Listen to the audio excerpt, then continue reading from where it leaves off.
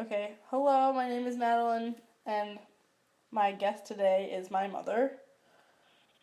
Say hi. Hello, I'm Sandy Albert. Okay, so we did a digital immigrant project together, and so now I'm going to ask you a few questions about, I guess, your different uses of media throughout your day. I think we also both use Twitter, but that kind of varies in a different way. You know, I think you use it to keep up with stuff that's happening at Marquette, the high school, and I do it more to keep track of what my friends are doing and see what's popular in pop culture, I guess. I would agree with that. My use of that is more related to keeping connected with what's going on in the high school. That's my primary. That's primarily why I look at that, and it comes through for me. It actually comes through as a text message, so it's not something that I go seek out on Twitter. Right. You don't have a specific app on your phone for it. You just get the text message parts. Yeah, that makes sense. Right. So more of instead of so much of a social media tool where I use it as definitely a way to keep in social contact with people, yours is more of an informational. It's like a shorter email, I guess. Yes. Okay. I think that it also shows that you're, I guess, changing not with the times, but the fact that you do have a Twitter and get Twitter updates from people and follow accounts. I mean, did you think you'd have a Twitter when it first came out?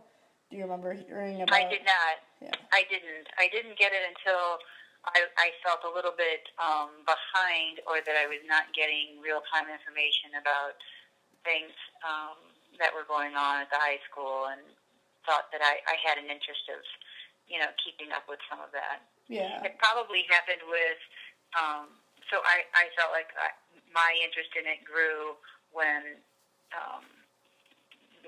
the activities director at the high school embraced it and really made it worthwhile to keep parents connected. That makes sense. It kind of proved its worth then. Yeah.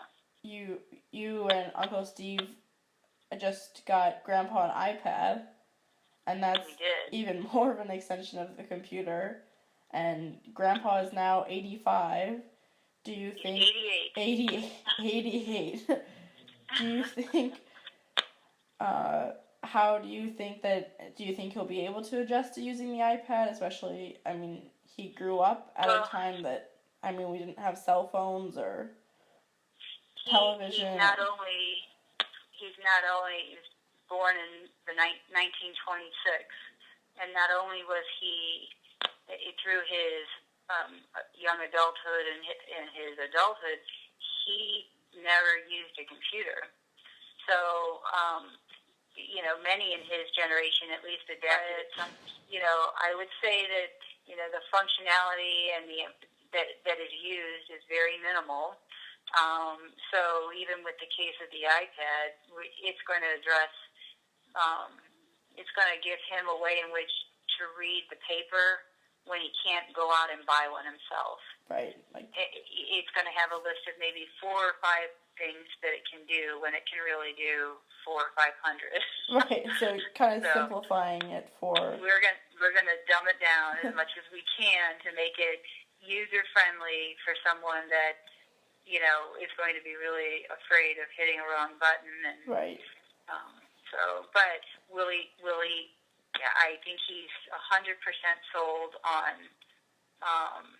What you mean to tell me that if I have this, I could hit this button and watch a Marlon Brando movie from the 1950s?